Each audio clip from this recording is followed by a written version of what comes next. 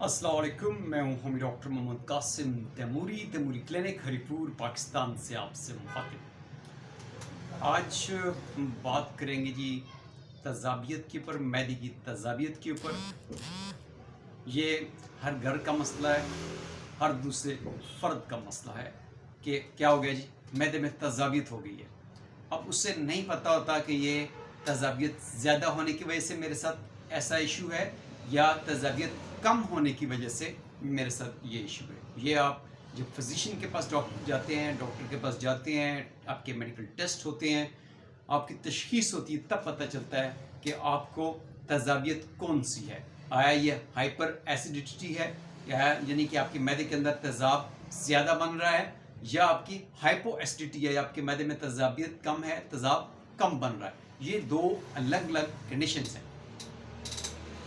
सबको पता है कि हमारे मैदे के अंदर जो है तेज़ाब होता है, हाइड्रोक्लोरिक एसिड। ये तेज़ाब जो होता है, एक तो हमारे खाने को ब्रेक डाउन करने में बड़ा अहम महावन है, और दूसरा ये जो खुराक के साथ डिफरेंट टाइप्स के आपके जर्म, जरासीम, बैक्टीरिया, वायरसेस वगैरह आ जाते हैं।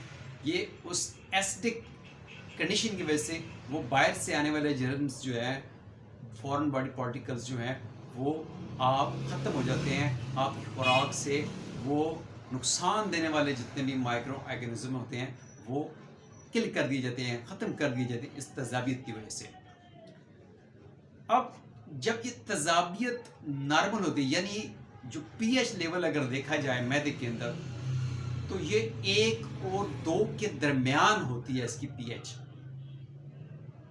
ठीक है, अगर ये पीएच 2 से ऊपर यानी 3 से ऊपर हो गई तो ये आपकी तज़ाबियत कम हो गई है। जब ये तज़ाबियत कम होगी तो बाहर से अगर आपकी खुराक के साथ जो जरासीम आ रहे हैं, जो जर्म्स आ रहे हैं, वो फिर आपके मैदे के अंदर आके, आपकी मैदे की लाइनिंग के अंदर आके इन्फेक्शन पैदा कर सकते हैं, सोजिश पैदा कर सकते हैं। इसी तरीके के साथ जब आपके मैदे के अंदर तज़ाबियत ज़्यादा हो जाती है, तो तज़ाबियत ज़्यादा हो जाने की वजह से आपको क्या महसूस होता है जी? जलन महसूस होती है।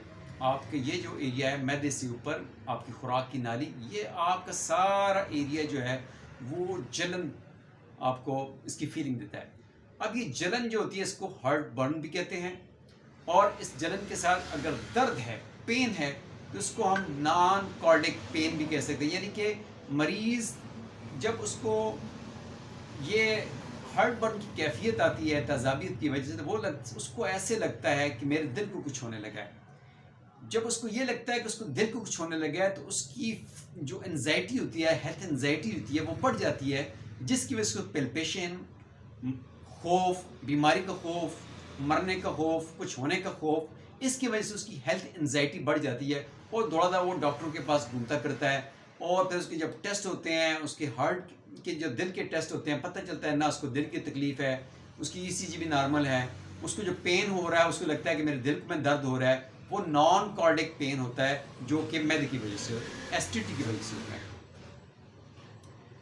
अब मैदे की जो ये दोनों कैफियत हैं, इन दोनों कैफियत की, हाइपर एसिडिटी और हाइपो एसिडिटी, यानी तज़ाबियत की ज़्यादती और तज़ाबियत के कम होने की जो कैफियत हैं, इन दोनों की ट्रीटमेंट भी अलग अलग है।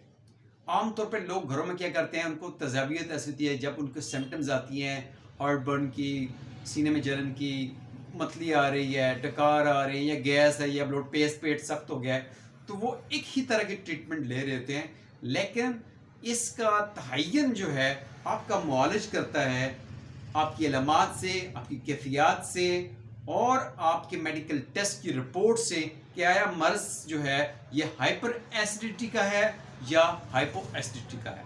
हाइपर एसिडिटी है तो क्यों है, और हाइपो एसिडिटी है तो क्यों है, इसकी रीजंस भी जो है वो तलाश की जाती हैं, और मालिज उसके मुताबिक आपको दवा देता है।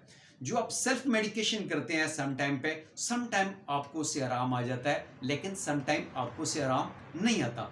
तो उसकी वजह यही होती है कि तज़ाबियत ज़्यादा है, और आप जो घर में ट्रीटमेंट ले रहे हैं वो लो एसिडिटी की ले रहे हैं। تذابیت کم ہے لیکن آپ گھر میں جو سیلف میڈیکیشن کر رہے ہیں وہ ہائپر ایسیڈیٹی کر رہے ہیں، جس کی وجہ سے آپ کو آرام نہیں آتا، سم ٹائم علامات جو ہوتی ہیں وہ زیادہ ہو جاتی ہیں۔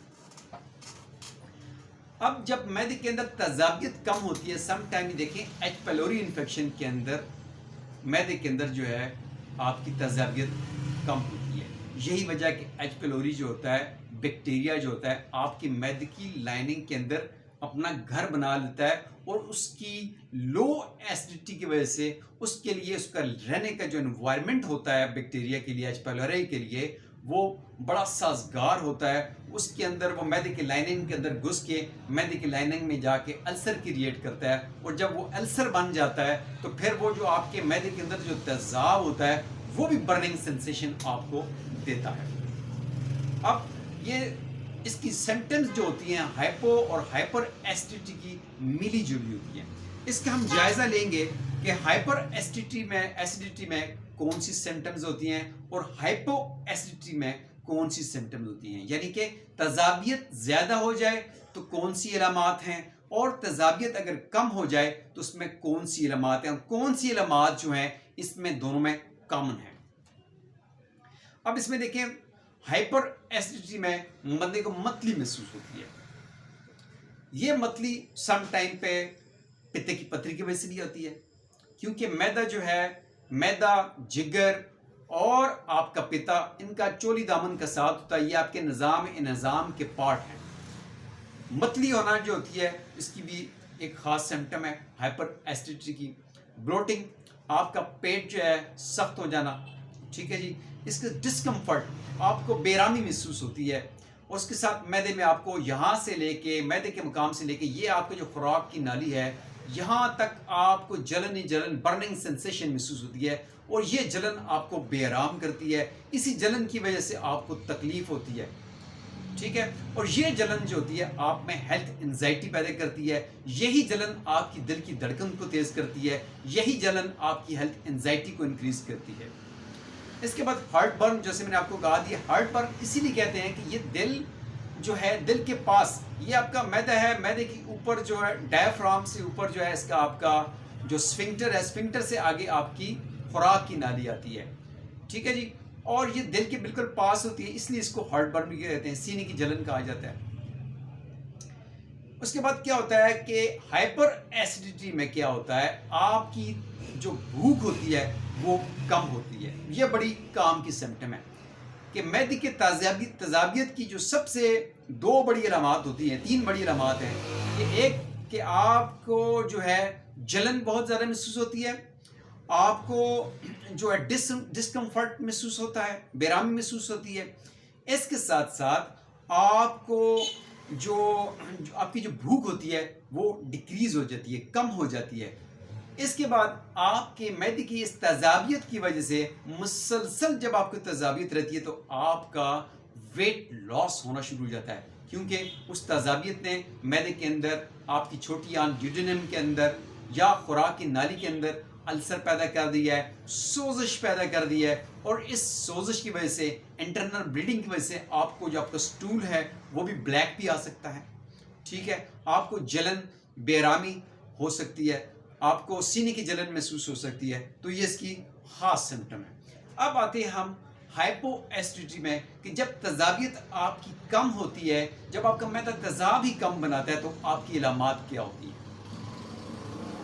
جیسا کہ میں نے آپ کو شروع میں بتایا کہ معدہ جو ہوتا ہے آپ کی خوراک کو ہضم کرنے میں بڑا اہم کردار ادا کرتا ہے۔ جب آپ کا معدہ جو ہے، آپ کی معدے کی لائننگ کے اندر جو ہے جو ڈفرینٹ قسم کے انزائم بنتے ہیں، سیکریٹ ہوتے ہیں، تیزاب بن کے سیکریٹ ہوتا ہے، اس کی پروڈکشن کم ہو جاتی ہے کسی ریزن کی وجہ سے، وہ ریزن الگ ہو سکتی ہے، وہ سٹریس کی وجہ سے ہو سکتا ہے، کسی اور وجہ سے ہو سکتا ہے، ہارمونل امبیلنس کی وجہ سے ہو سکتا ہے، ٹھیک ہے، اس کی ریزن جو ہے کچھ بھی ہو سکتی ہیں۔ اس کو جب ہم میزمیٹک ٹریٹمنٹ میں آئیں گے تو پھر ہم اس کو ڈسکس کریں گے۔ تو اس کی جب ایسیڈیٹی جو ہوتی ہے، تذابیت جب کم ہوتی ہے تو سب سے پہلے کیا ہوتی ہے، مریض کہتے ہیں ڈاکٹر صاحب میرا پیٹ پھول گیا ہے اور مجھے ڈکار آتے ہیں، میری گیس خارج ہوتی ہے۔ گیس کا خارج ہونا، گیس کا بننا، ڈکار کا آنا، متلی کا آنا، ڈائریا، انڈائجیشن، آپ کی بدہضمی جس میں آپ کو لگتا ہے کہ آپ کی خوراک جیسے آپ کھا رہے ہیں ویسی نکلتی جا رہی ہے، یہ سمٹم ہائپو ایسیڈیٹی کی بڑی موسٹ کامن سمٹم ہے کہ آپ کو لگتا ہے کہ آپ کا سٹول جو ہے جو آپ کھاتے ہیں وہی نکل جاتا ہے، جو آپ کھاتے ہیں وہ پخانے کے راستے نکل جاتا ہے. مریض آ کے خود بتا دے ڈاکٹر صاحب میرا پخانہ ایسا تھا جیسے جو میں نے کھایا تھا وہ ویسے ہی نکل جاتا ہے. جس کی وجہ سے یہ کیا ہوتا ہے کہ آپ کی باڈی کو وہ نیوٹرینٹس جو ملنے چاہیے، جو منرلز جو ہے ملنے چاہیے، جو پروٹین ہے آپ کو ملنے چاہیے، جو خوراک سے جو نیوٹرینٹس ہیں جو آپ کی باڈی ایبزارب کرنا چاہتی ہے، کرنا چاہیے اس کو، وہ نہیں کر پاتی، اور آپ کی باڈی کے اندر آئرن کی کمی، ٹھیک ہے، پروٹین کی کمی اور ڈفرینٹ منرلز اور وائٹامنس کی کمی ہو جاتی ہے، ٹھیک ہے. جس کی وجہ سے جب یہ کمی ہوتی ہے تو اس کی وجہ سے جب آئرن کی کمی بھی ہو گئی تو اس میں کیا ہوتا ہے، ویٹ آپ کا، جیسے میں نے آپ کو کہا ہائپر ایسیڈیٹی میں آپ کا ویٹ لاس ہوتا ہے، لیکن ہائپو ایسیڈیٹی میں تذابیت کی کمی کی وجہ سے آپ کا ہیئر لاس ہوتا ہے. مریض کہتا ہے ڈاکٹر صاحب میرا معدہ تو خراب ہے، ساتھ میرے بال بھی بڑے گر رہے ہیں. اس کا آپ آئرن لیول چیک کرتے ہیں تو اس کی آئرن ڈیفیشنسی انیمیا آ جاتا ہے، ٹھیک ہے. تو یہ اس کی بڑی خاص سمٹم ہوتی ہیں، جیسے آپ کو میں نے بتایا ہیئر لاس، انڈائجیشن کہ جیسا وہ کھا رہا ہے ویسے اس سے نکلتا جا رہا ہے. ہائپر ایسیڈیٹی میں کیا ہوتا ہے، مریض کا پخانہ کالا آتا ہے. جب مریض کہے کہ مجھے کالا پخانہ آتا ہے تو پھر آپ کو اس کو ریکمینڈ کرنا پڑتا ہے کہ آپ کی جو ہے آپ کی خوراک کی نالی کا اندر سے کیمرے سے معائنہ کیا جائے، آپ کے معدے کی نالی، معدے کے اندر سے جو ہے کیمرے سے معائنہ کیا جائے، جس کو کہتے ہیں انڈوسکوپی. کولونوسکوپی تو کولون کی ہوتی ہے، لیکن جو آپ کی خوراک کی نالی اور معدے کی جو ہوتی ہے اس کو ہم انڈوسکوپی کہتے ہیں. یہاں سے کیمرہ ڈال کے آپ کا اندر سے خوراک کی نالی کو دیکھا جاتا ہے، آپ کے معدے کو دیکھا جاتا ہے، آپ کی چھوٹی آنت کے جو پہلا ایسا ڈیوڈینم اس کو دیکھا جاتا ہے کہ السر یا بلیڈنگ اگر ہو رہی ہے تو کہاں سے ہو رہی ہے. تو یہ دونوں چیزیں میں نے آپ کے سامنے کر دی ہیں کہ معدے کی تذابیت سمپل تذابیت نہیں ہوتی ہے، اس میں دو کنڈیشنز ہوتی ہیں، ہائپر ایسیڈیٹی اور ہائپو ایسیڈیٹی.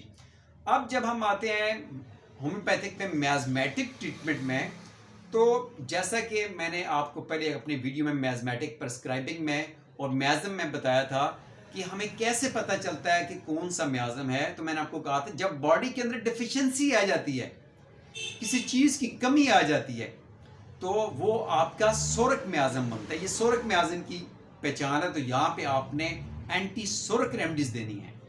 جب آپ کے باڈی میں کسی چیز کی زیادتی ہو جاتی ہے، گروتھ ہو گئی ہے، بلڈ کیمسٹری میں آپ کی جو ہے وہاں پہ آپ دیکھ رہے ہیں کہ وہ وہاں پہ آپ کے خون کے پارٹیکلز جو ہیں وہاں پہ اس کے بلڈ کیمسٹری جو ہے اس میں کوئی مسئلہ ہے، ہائپر کنڈیشن ہو گئی ہے، یا آپ دیکھتے ہیں کہ آپ کے معدے کے اندر جو ہے معدے کے انزائم جو ہیں زیادہ ہائیڈروکلورک ایسڈ کریٹ کر رہے ہیں، تو یہاں ہم ہائپر ایسیڈیٹی کی بات کر رہے ہیں، یعنی تذابیت زیادہ بن رہا ہے، تو یہ اینٹی سائیکوٹک جو ہے یہ اسٹیٹ ہے. تو جب آپ کا یہ چیز ڈائگنوز ہو جائے کہ معدے کے اندر تذابیت ہے تو یہاں پہ اینٹی سائیکوٹک میڈیسن دیں گے.